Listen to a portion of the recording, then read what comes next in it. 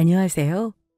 저는 작은 피아노 학원을 운영하는 30대 여자입니다. 이혼한 지는 이제 막 1년이 되었습니다. 오늘 저의 사연은 이제는 남이 된 전 남편에게 네 뜻대로 세상이 굴러가지 않는다는 걸 확실히 알려주고 사이다 복수를 해준 사연입니다. 저를 믿었던 남편에게 생각지도 못하게 뒤통수를 맞고 이혼했습니다. 남편과 사이에는 다행인지 불행인지 아이가 없습니다. 남편과 제가 동갑내기로 결혼 3년 차에 참 뜻하지 않은 사건을 여러 당하게 되었네요. 왜 좋은 일은 띄엄띄엄 오는데 나쁜 일은 한 번에 생기는 것인지 참 모를 일입니다. 저는 친정아빠가 작년에 돌아가셨어요. 엄마도 저 대학 때 암으로 돌아가셨는데 아빠까지 갑작스레 돌아가신 건 그야말로 저에게는 청천벽력 같은 일이었습니다. 그 불행 하나만도 감당하기가 어려운데 왜 저는 뜻하지 않게 남편의 추악한 비밀까지 연달아 알아야만 했을까요? 나쁜 의도는 반드시 나쁜 결과를 부른다는 것. 과연 이혼한 그 사람이 과연 깨달았을까요? 어쩌면 결혼한 순간, 아니 저에게 전 남편이 접근했던 순간도 진실이었던 적은 한 번도 없었는지도 모릅니다. 지금 생각하니 그래요. 사람이 어떤 목표를 가지고 접근하면 아무리 철저한 사람도 속을 수밖에 없고 자기가 보고 싶은 것만 보려 한다는 걸 모든 경험을 한 지금에야 알겠네요. 결혼까지 어찌했나 생각하면 저야말로 뭐에 홀린 듯이 하게 됐다고 할 수 있네요. 첫 만남부터 결혼까지 1년도 걸리지 않았고 남편이 급하게 추진한 결혼이었습니다. 처음 만남부터 남편은 저에게 가까워져야겠다고 마음을 먹은 것 같아요.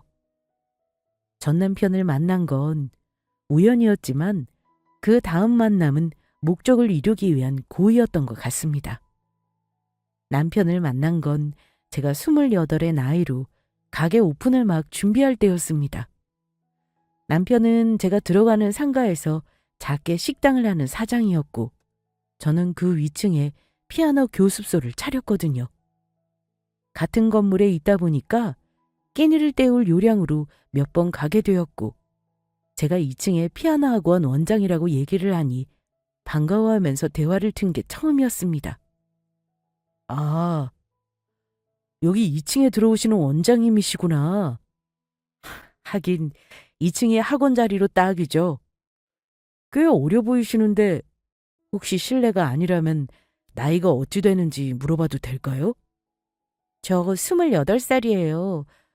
어려 보이나요? 와, 근데 그 나이에 대단하네. 다른 여자들은 28이면 한창 직장 다니고 놀 나이 아닌가요? 벌써 자기 학원을 차리고 대단하네요. 이 건물이 월세가 그리 싸지도 않거든요. 2층은 우리보다 더 싼가? 혹시 월세가 얼마인가요? 저는 그 물음에 난감한 표정을 지었습니다. 사실 저는 월세를 내지 않거든요. 왜냐면 제가 들어오는 건물이 우리 아빠의 건물이었기 때문이었습니다. 4층짜리 집합상가로 우리 아빠가 부동산을 평생 운영하시면서 힘들게 마련하신 상가예요. 물론 지금도 부동산 운영하시고 활발히 경제활동하십니다. 저는 잠시 대답을 망설이다가 어차피 언젠가는 이 건물에서 장사하면서 알게 될 것 같아 그냥 솔직히 말하기로 했습니다. 사실은 저는 월세는 내지 않아요. 그냥 관리비랑 다른 경비만 내기로 해서요. 그랬더니 깜짝 놀라면서 되묻더라고요. 네? 월세를 안 낸다뇨? 아가씨가 여기 무슨 상가 주인이라도 되는 거예요? 제가 주인은 아니고요. 사실 우리 아빠가 이 건물 주인이세요. 월세 내겠다고 했는데 딸한테 무슨 월세를 받겠냐면서 나중에 수익 많아지면 용돈이나 달라고 하시더라고요. 뭐 굳이 말하자면 아빠 찬스인 셈이죠. 정말요? 와, 좋으시겠다.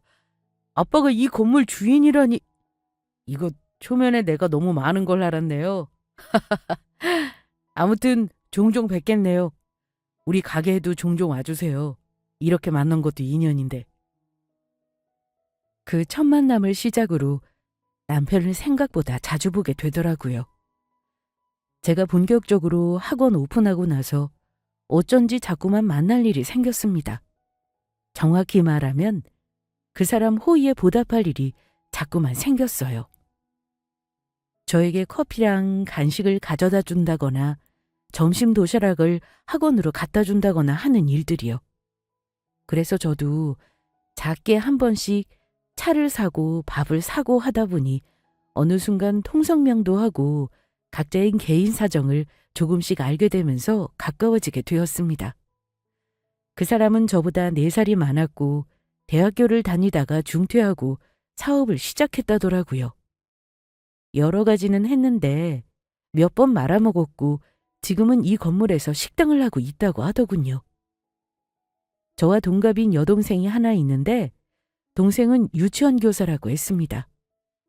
자기 얘기를 스스럼 없이 하는 것도 조금 놀랐지만 저를 처음 봤을 때 호감이 있었다면서 자기 마음을 얘기하는데 조금 당황스럽더라고요. 하지만 멀끔한 외모에 훈남 스타일인 그 사람이 구애를 하는 것이 싫지만은 않았습니다. 어쨌든 저보다는 적극적인 그 사람으로 인해 사귀게 되었네요. 저는 그 사람이 절절히 저를 사랑한다고 믿었습니다. 하지만 그 모든 저에 대한 호의와 사랑이 자기 목적을 달성하기 위한 연기라는 걸 그때는 전혀 알지 못했습니다. 평생 남을 속인 적도 없었고 곱게 자란 저는 사람을 보는 눈도 없었고 하필이면 운도 없었던 것 같아요. 사귀다가 1년도 안 되어 저에게 결혼 얘기를 꺼낸 것도 그 사람이었습니다. 내가 너보다 모자란 것도 많고 부족한 건 사실이지만 그동안 나 만나면서 내 진심은 다 알았을 거라고 생각해. 나랑 결혼해서 너 하는 일도 계속해도 되고 물론 나도 마찬가지로 내 장사 열심히 할 거야. 조만간 너희 부모님도 뵙고 싶은데 어떻게 생각해? 솔직히 결혼은 갑작스러웠습니다. 아직 30도 안 된 나이였고 이제 막 학원을 시작해 원생도 놀고 있는데 결혼이라니. 뭔가 내 일이 아닌 것처럼 느껴지더라고요.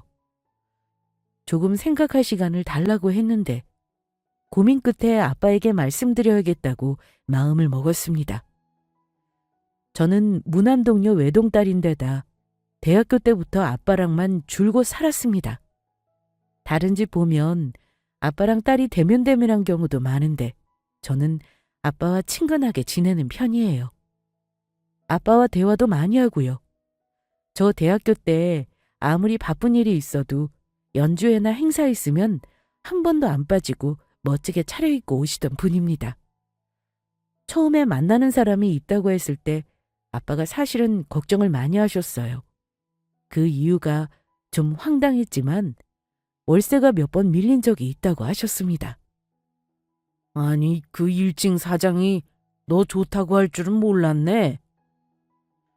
우리 딸이 아까워서 아빠는 사귀는 거 허락하기 싫은데? 농담 반 진담 반이었지만 아빠가 사윗감이 눈에 안 차셨던 것만은 분명합니다. 아니야, 아빠. 정말 성실하고 무엇보다 나한테 너무 잘하는걸? 그동안 내 남자친구들만 봐도 그래. 하나같이 나한테 뭐 얻기 바라고 뭐 해달라면서 본색 드러내기 일쑤였잖아. 근데 그 사람은 안 그런다니까? 너 남자 사귀는 걸 아빠가 반대를 어찌 하겠니? 그래도 사람 만나는 건 늘 조심해야 하는 거야. 급하게 생각 말고 천천히 알아가도록 해. 아빠는 그놈이 월세를 몇 번 힘들다고 밀린 것이 영 마음에 안 들어 그런다. 가게가 힘들어 그런 거면 차라리 이해를 하겠는데 자네놈이 하고 다니는 꼬락서니가 영... 아우, 우리 아빠 고리타분하게 왜 이러실까? 원래 가게 사장은 자기 얼굴이 광고라잖아.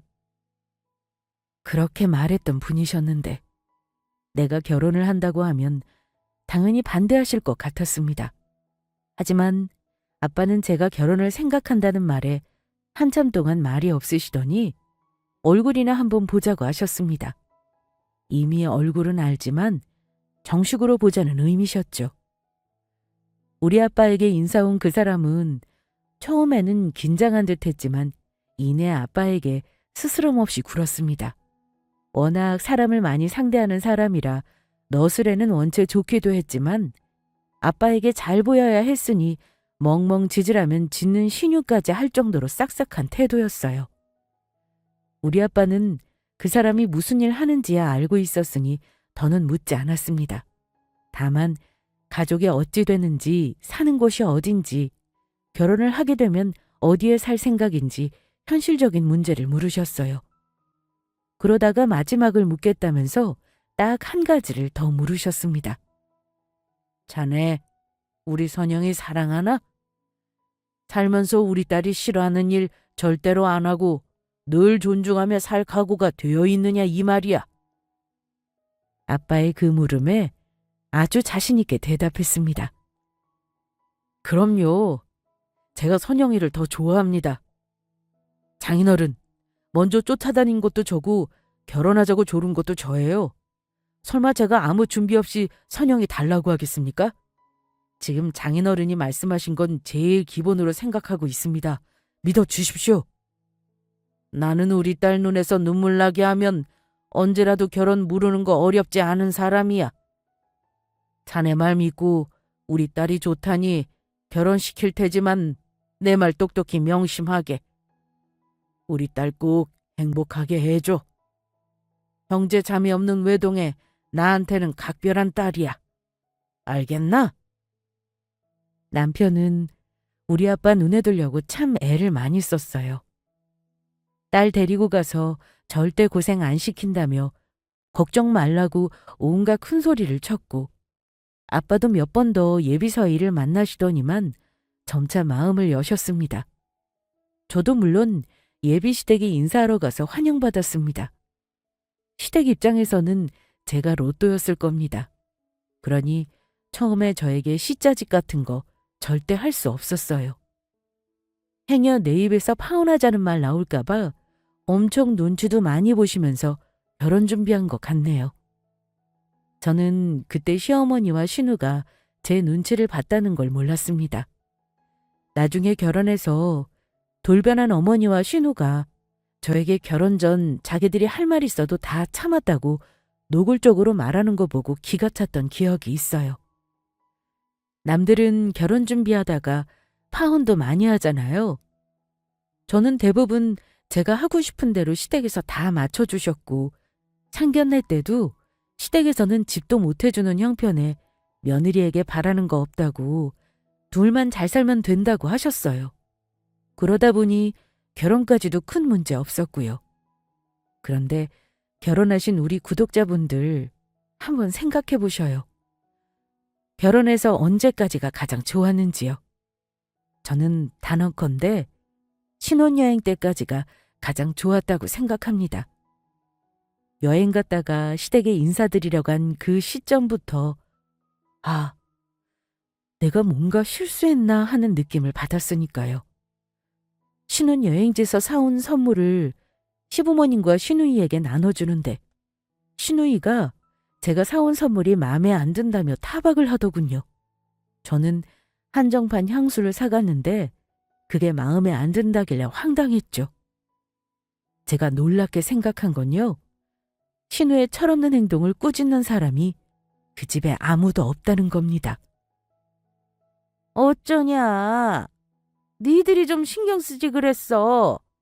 평생 한 번뿐일지도 모를 선물인데 왜 돈을 아끼고 그랬니? 응?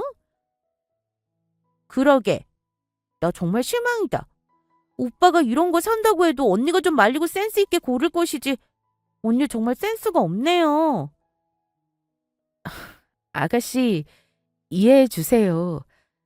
아가씨가 원하는 명품은 면세 초과 때문에 관세도 내야 할 뿐더러 여행에서 짐도 많은데 이구지구 다니다가 혹여 분실할 수도 있어서 못 사왔어요. 다음에 여행 갈 일 있으면 그때는 사다 드릴게요. 그때 이 집안 식구 대체 뭐지? 했지만 왜 아시죠?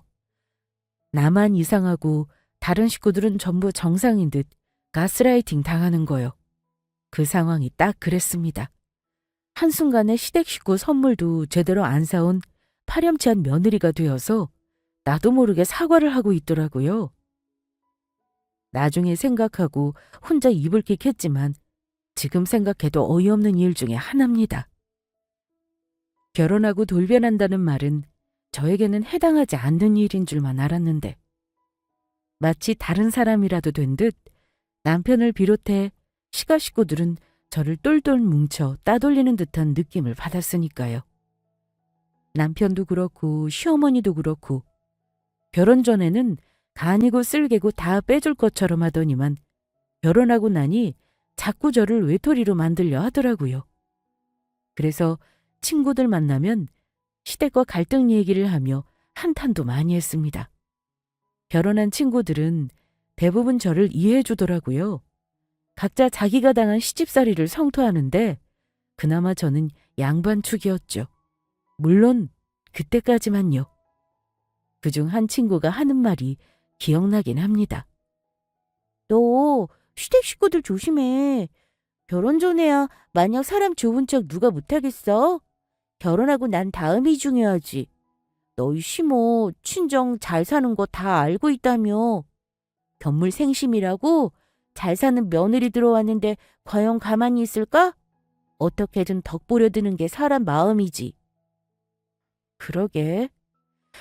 아직까지 별다른 일은 없지만 우리 아가씨나 시어머니 결혼 전에는 전혀 몰랐던 모습을 몇 번 보게 되니까 걱정이긴 하다.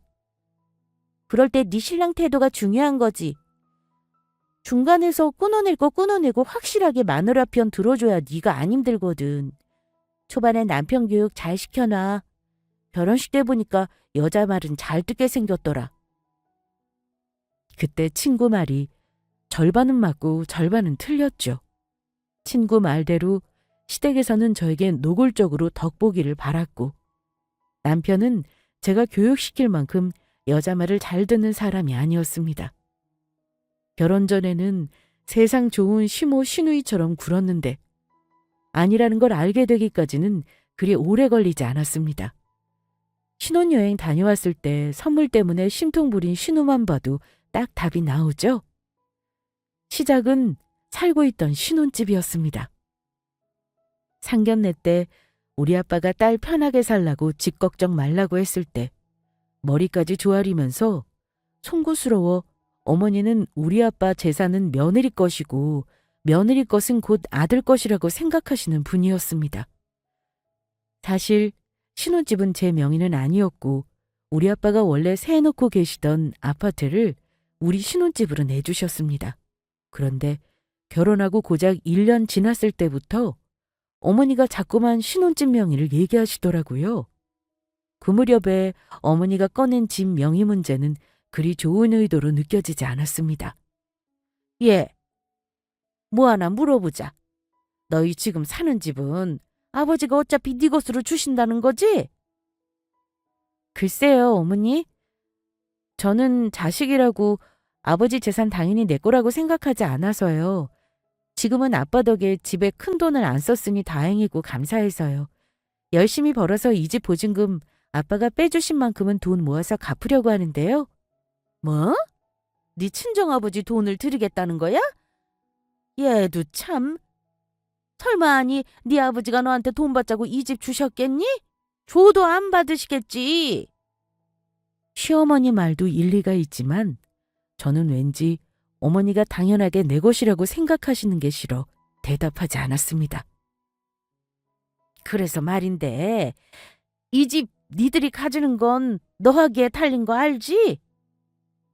네? 저한테 달렸다뇨?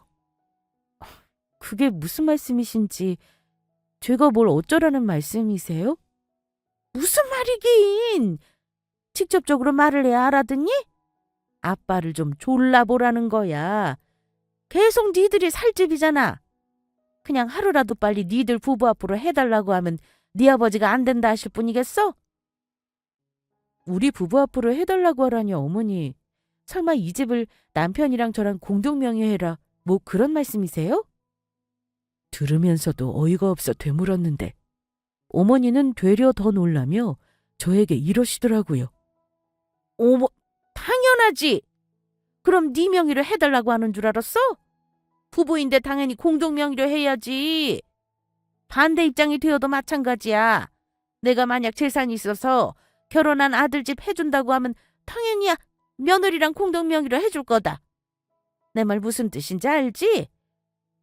어머니, 우리 결혼한 지 아직 1년도 안 되었는걸요? 일단 2년 살아보고 이 집 다시 전세 놓을지 더 좋은 집 사서 이사 나갈지 그때 결정할게요. 하지만 그때는 워낙 결혼 초반이라 어머니에게 세게 안 된다는 말씀을 못 드리겠더라고요.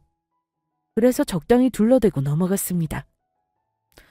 사실 1년이 신혼이라고들 하는데 결혼 초반에 신혼부부들 서로 맞춰가느라 싸울 일이 많은 거 아시죠? 저도 남편이랑 초반에는 사이가 좋으면서도 참 많이 싸웠습니다. 대부분은 조금 전처럼 시어머니나 신우 때문이었죠. 그것 이외에는 남편과 큰 갈등은 없었어요. 가까운 곳에 사는 시어머니와 시누이 때문에 종종 스트레스를 받긴 했습니다. 제가 며느리가 되니까 잘 사는 친정덕을 자꾸 보류하시는 건 더 문제였습니다. 집 명의 문제로 슬쩍 포문을 열더니만 어머니는 그 이후 말도 안 되는 요구를 하시면서 저를 곤란하게 하셨습니다. 가령 우리 건물에 공실이 나면 시누인 네일숍을 내달라고 몇 날 며칠을 조른 적도 있었습니다. 그때도 같은 논리였어요. 어차피 제 건물 될 거니 미리 좀 들어가게 해달라나요?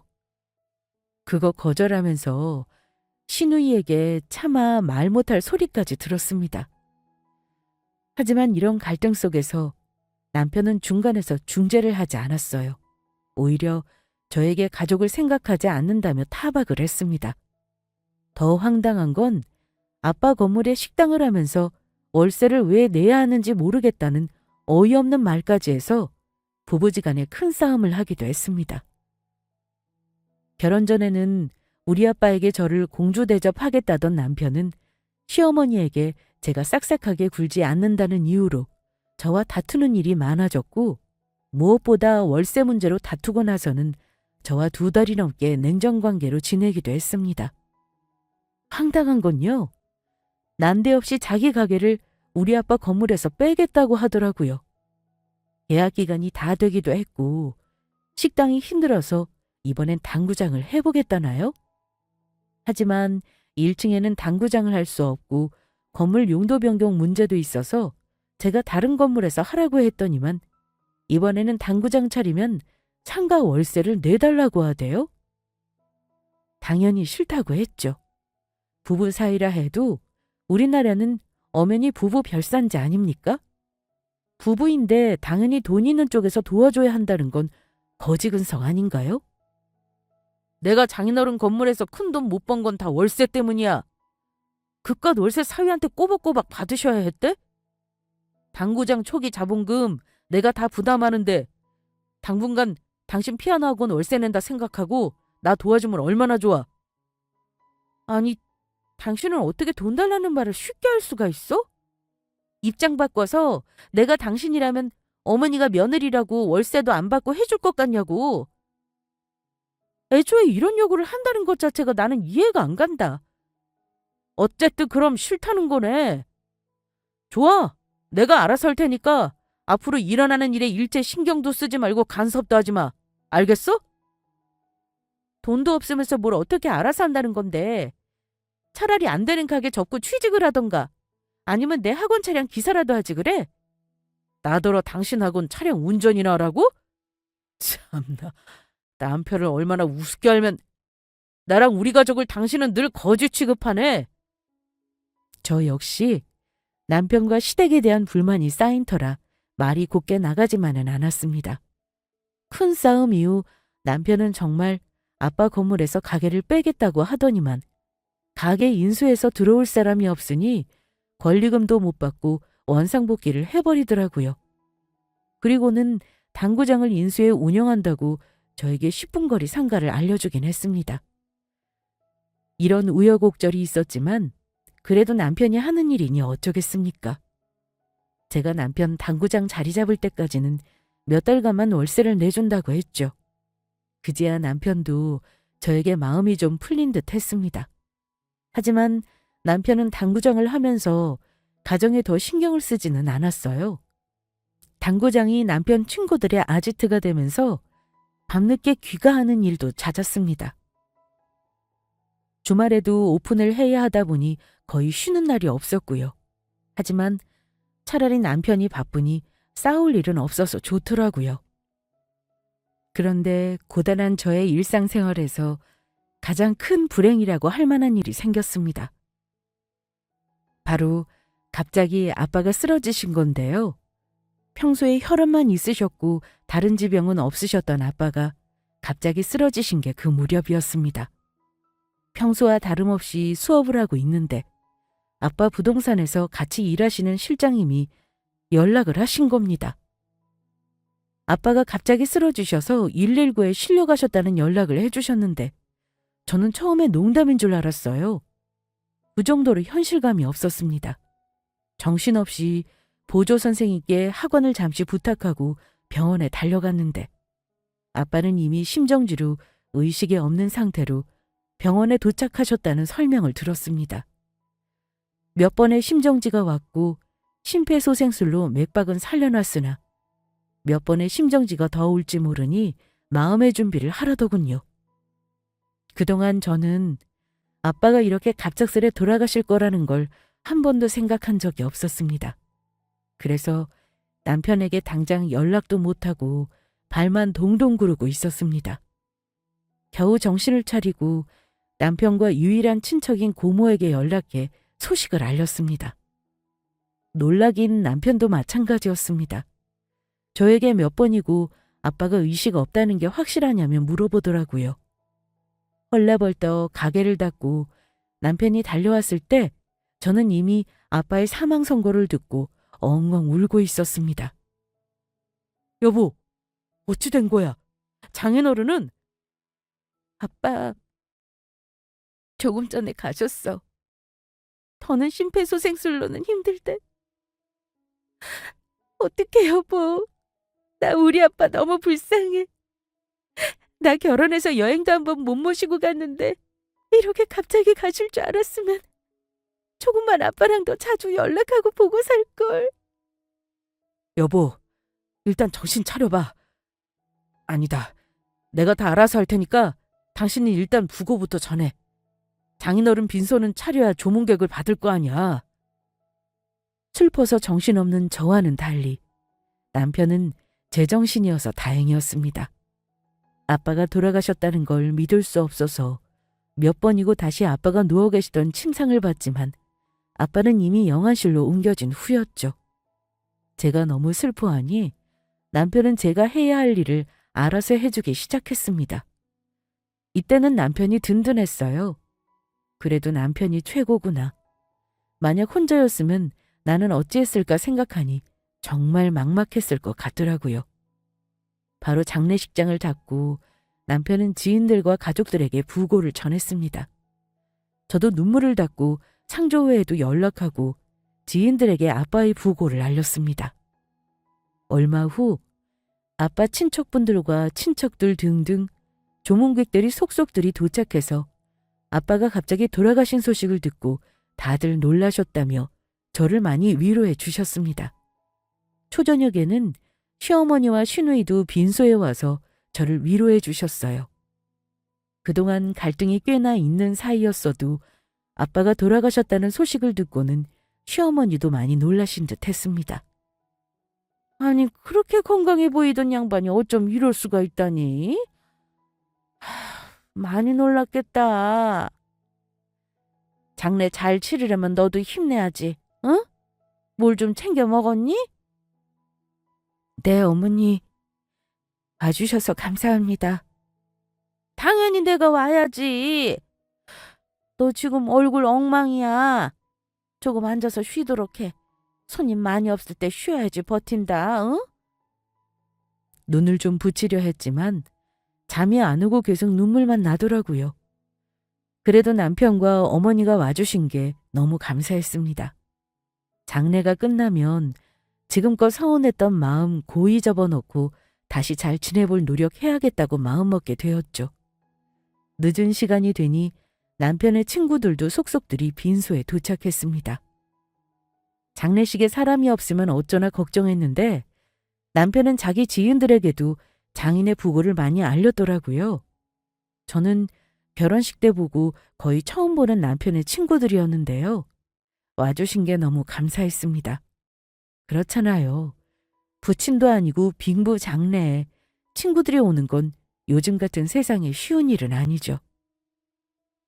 남편 친구들 상을 봐드리고 남편은 잠시 친구들에게 감사 인사를 하려고 자리에 앉았습니다. 남편 친구들은 자리 잡고 술 한 잔씩 할 것 같아서 저는 남편에게 조문게 그만 맞고 친구들에게 감사 인사라고 했어요. 어차피 이제 조문객도 더는 안 올 것 같았습니다. 1시간 정도 친구들과 이야기하면서 다들 술이 살짝 취한 것 같더라고요. 들으려고 한 건 아니지만 남편과 남편 친구들이 하는 대화가 살짝씩 귀에 들어오더군요. 대부분 자기 사는 얘기, 우리 아빠가 갑자기 돌아가신 거 보니 건강관리를 해야겠다는 얘기 등등이었는데 뭔가 이상한 말도 들려와서 저는 더욱 귀를 쫑긋 세우고 대화를 들어야 했습니다. 그러다가 저는 차마 믿을 수 없는 말이 남편 입에서 나오는 걸 듣고 말았습니다. 너희들 오늘 말 조심해라. 내 말 무슨 말인지 알지? 장인어른이 이렇게 빨리 돌아가실 줄 몰랐는데 나 이제 건물주가 코앞이다? 부럽지 이놈들아? 내가 왜 집사람 홀대에 버티고 살았는지 알겠냐? 이날을 위해서였어. 근데 하늘이 도왔나 보다. 생각보다 빨리 소원이 이루어지는 거 보니. 야, 너 임마 언제는 와이프랑 이혼한다며? 당구장 오픈할 때까지만 해도 이혼한다 그러지 않았어? 곧 이혼한다는 놈이 건물주가 되더니 너 진짜 복받은 놈이다. 아, 이 자식 이제 보니 완전 실속 차리는 놈이었네. 근데 재수씨한테 너는 이혼하잔 말은 아직 안 한 거냐? 가만 보니 재수씨는 아무것도 모르는 눈치구만. 언제는 사랑에 빠진 건 죄가 아니라면서 당당하게 이혼 요구할 거라며. 금방 이혼하고 살림 차리려고 네 애 있는 건물로 당구장 차려 들어갔잖아. 내 말이 틀려? 말 조심들 하라니까. 우리 와이프 듣겠다 이놈들아. 미쳤냐? 지금 이혼 요구하게? 일단 장례 치르고 살살 달래서 장인어른 건물 내 걸로 만들어야지. 그 다음이 이혼 아니겠냐? 그럼 내 애는 내 건물에서 공짜로 장사하게 해줄 거다. 아니지. 차라리 건물을 팔아서 돈으로 만들어야 더 편하겠네. 우리 집사람이 그 건물 명의를 절대 나한테 해줄 사람이 아니거든. 건물 팔자고 살살 꼬셔봐야겠다. 암튼 이놈들아, 부럽지? 니들이 비밀만 잘 지켜주면 혹시 아냐? 내가 니들한테 떡고물이라도 떠먹여줄지? 아, 이 자식! 이 복 많은 자식 부럽다! 저는 등을 지고 있었지만 그들이 하는 대화를 거의 전부 들었습니다. 대화로 미뤄보아 남편이 여자가 있다는 것, 그리고 어이없게도 우리 아빠 건물을 그동안 눈독 들이고 있었다는 걸 알게 되었죠.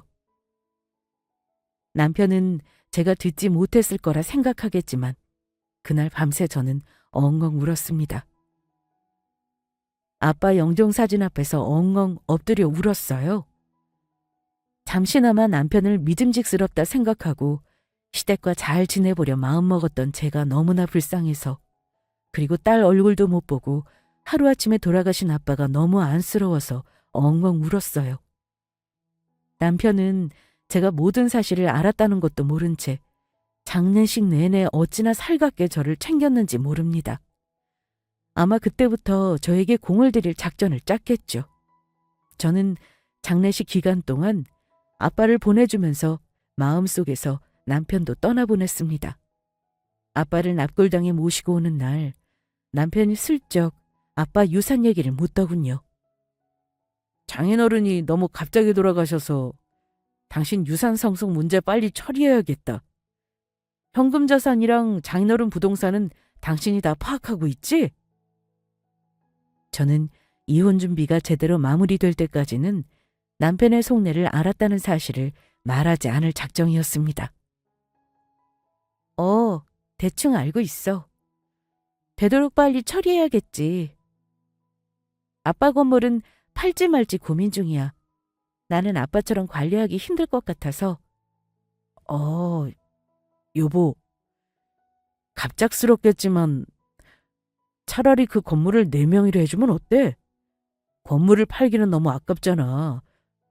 평생 자산이고 우리 자식들 나오면 물려줄 수 있는 재산이니까 내가 상속받아도 상관없지 않을까? 상속법상 당신은 권리가 없어. 내가 상속받은 다음에 팔거나 당신한테 명의 주는 방법이 최선이겠네. 제 입에서 희망적인 말이 나오자 남편은 눈을 탐욕스럽게 번뜩였습니다. 그래. 여보, 급한 거 아니니까 천천히 생각하고 결정해. 아니, 나는 빨리 결정하고 싶어. 지금 내가 생각이 좀 많아서 말이야. 어쨌든 당신은 내가 하자는 대로 따라줄 거지? 당연하지. 나는 무조건 당신이 하라는 대로 할게. 조만간 당신도 알게 될 거야. 그리고 부동산에도 좀 알아봐 줄래? 아빠 건물 시세나 뭐 이런 것들. 해줄 수 있지? 그러자 아주 신이 나서는 알겠다고 대답했죠. 저는 그날 이후 아빠 재산 상속과 이혼 소송을 위해 변호사를 찾아가 바로 상담을 받았습니다. 그리고 빠른 처리를 위해 부득이 흥신소를 활용해 남편에게 사람을 붙였어요. 최소한 증거 자료를 수집하는데 한 달이라는 시간이 걸릴 거라 예상했습니다. 변호사가 말한 확실한 외도 증거를 위해서는 제가 뒤를 밟는 것보다는 돈이 들어도 사람을 쓰는 게 현명할 듯 했습니다. 솔직히 내 눈으로 남편 바람을 지켜볼 자신도 없었고요. 그런데 불과 2주도 안 돼서 저는 원하는 증거를 손에 넣었습니다. 남편 놈은 아주 신나게 내 여녀를 만나고 다니더라고요. 남편이 당구장을 하는 건물에서 미용실에 일한다는 상관녀. 황당한 건 저보다 나이도 많고 한 번 이혼한 경력도 있는 여자였다는 겁니다. 게다가 이런 말 우습지만 예쁘지도 않았어요. 고작 그런 여자라 만나려고 내 뒤통수를 치료했던 남편이 더 미워지더군요.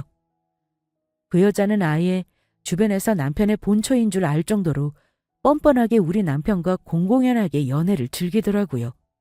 거의 매일 보는 사이였다는 것도 사람 붙여서 알았습니다. 왜 굳이 아빠 건물에서 다급하다 싶을 정도로 월세를 뺐는지 그제야 납득이 갔습니다. 시어머니도 웃긴 게 우리 아빠 돌아가시자마자 저에게 매일 전화를 하시면서 살살 저를 구스르더라고요. 아니나 다를까 건물을 어찌할 건지 아빠 자산이 얼마나 되는지를 떠보려고 갖은 노력을 하시더라고요. 저는 남편과 상의하고 있다고 대답했는데 그 말에 아주 날아갈 듯한 목소리로 이제 두 사람의 힘 모아서 재산 분리라나요? 어쩜 모자가 둘이 똑같은지. 남편 외도 증거를 모으니 소송 절차야 뭐 고민할 이유가 없었죠. 아빠 상속 서류를 마무리 지으면서 저는 이혼소장을 작성해 접수를 코앞에 두게 되었습니다. 그런데 미친 남편 놈이 어찌 그렇게 시기도 잘 맞추는지 저에게 들뜬 목소리로 전화를 하더니만 이러는 겁니다. 여보, 대박이야. 장인어른 건물 30억에 팔 수 있을 것 같은데? 어때? 이거 그냥 팔자. 원래 부동산은 현금으로 팔고 사고 해야 돈이 남는 장사야. 이 돈으로 다른 상가 사서 투자해도 돼. 부동산은 현금으로 팔고 사고 해야 돈이 남는 장사야. 이 돈으로 다른 상가 사서 투자해도 되는 거잖아. 그래? 생각보다 빨리 결정해야 하는 날이 왔네. 나는 이번 주 주말에 당신 집에 가서 말할까 했더니만 오늘 결정하지 뭐. 일단 집으로 와. 집으로 오라는 말에 남편 놈은 득달같이 달려왔더라고요. 숨을 몰아쉬면서 저에게 한다는 말이 이랬습니다. 여보, 이런 건 큰 손 나타났을 때 팔아야 해. 부동산에서 가계약이라도 걸어 놓으라길래 일단 내가 내 계좌로 1,000만 원 받아놨거든? 언제 계약할까? 그래? 당신 참 어지간히 우리 아빠 건물 팔고 싶은가 보다. 당연하지. 요즘 같은 불경기에는 현금이 최고인 거 몰라? 건물도 다 돈덩어리야. 일단 사람 나타났을 때 팔고 보자. 저는 피식하고 웃고 말았습니다. 아니 권리도 없는 놈이 내 상속재산을 가지고 깝죽거리는 꼴이라니요. 저는 두 말 않고 남편 앞으로 서류를 내밀었습니다. 그만 닥치고 이거나 봐. 뭐? 닥치라니. 당신 남편한테 그게 무슨 말이야? 이건 또 무슨 서류인데? 그런데 서류를 받아든 남편 놈의 얼굴은 바로 사색이 되었습니다. 이혼? 무슨 이혼? 여보, 당신 갑자기 이게 뭐 하는 짓인데 이혼이라니? 이혼소장 자세히 봐. 내가 왜 이혼하려는지 당신이 더 잘 알면서 이래? 당신 참 연기 잘한다. 다른 여자랑 잘도 놀아나고 있었잖아. 우리 아빠 돌아가시자마자 건물 자기 걸로 만들 생각이나 하고 말이지? 당신 이거 대체 어찌한 거야? 설마 내 뒤 밟은 거야? 그런 거야?